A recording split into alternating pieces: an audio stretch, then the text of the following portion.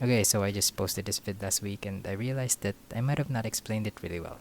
So I'll be showing you what I mean by studying and learning everything in just 2 hours. At least 2 hours.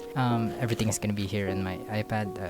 I can't really show you, but yeah, I'm gonna screen record everything on my iPad and I'm just gonna talk over the clip. I'm gonna be wearing a different shirt because that's gonna be a different day because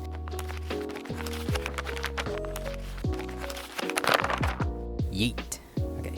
Now, of course, the time will depend on how big the topic you're studying is. We were kind of going slow on statistics, so I just ChatGPT topics most likely to be discussed on statistics. So I just have them here. But if you have books or PDF files from your teacher, then that's actually much better. So, what I do first is I get the scope of some keywords that I'm familiar with.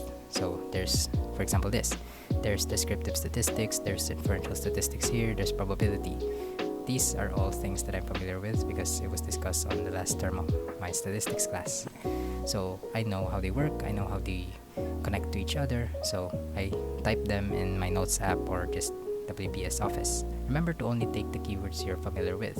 If you see something and think this might be important but I don't really know what it means, just look it up a little and see what it means.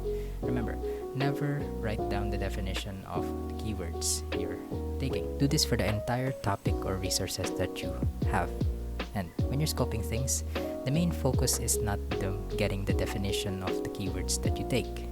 It's actually how the keywords relate or connect to each other. So as you can see here, I put descriptive statistics and inferential statistics and probability together because I know they connect to each other and they affect each other. You can also do this in class when the lesson is ongoing, but it's pretty hard to do, especially if the teacher is the cousin of Eminem or something. After scoping the entire resource, I then go and map everything. This is where you group them into pockets part, like I said in the vid. Here's how I do it. I take the keywords that I scope and then I map them in a way I think they connect to each other. Does that make sense? Like, look at this. It says here that ANOVA actually means analysis of variance. So, I know that variance exists somewhere in descriptive statistics. It's like on measures of spread or something.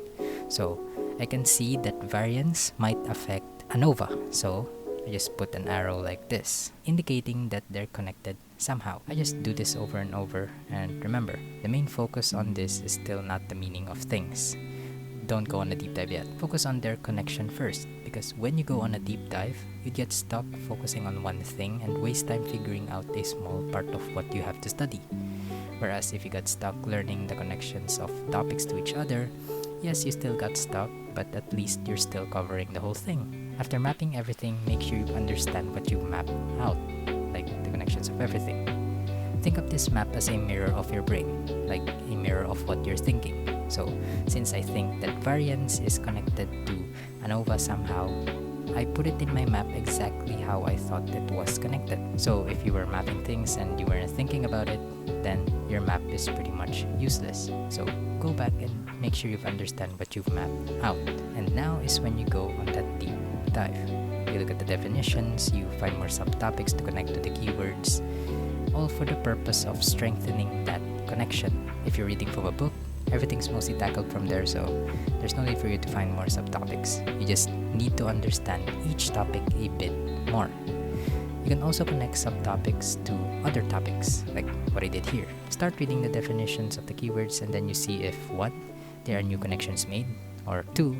If you need to change your map because you realize that the relationships have changed as you read the definitions of each topic. Don't hesitate to change it. Your map is the mirror of your brain after all. So now, after you're done, it's time for revision. Always zoom out and see it as the big picture, like what I did here. Now this will be your notes. This covered mostly everything that will be discussed on my statistics class, according to ChatGPT, and I can fit this in one paper.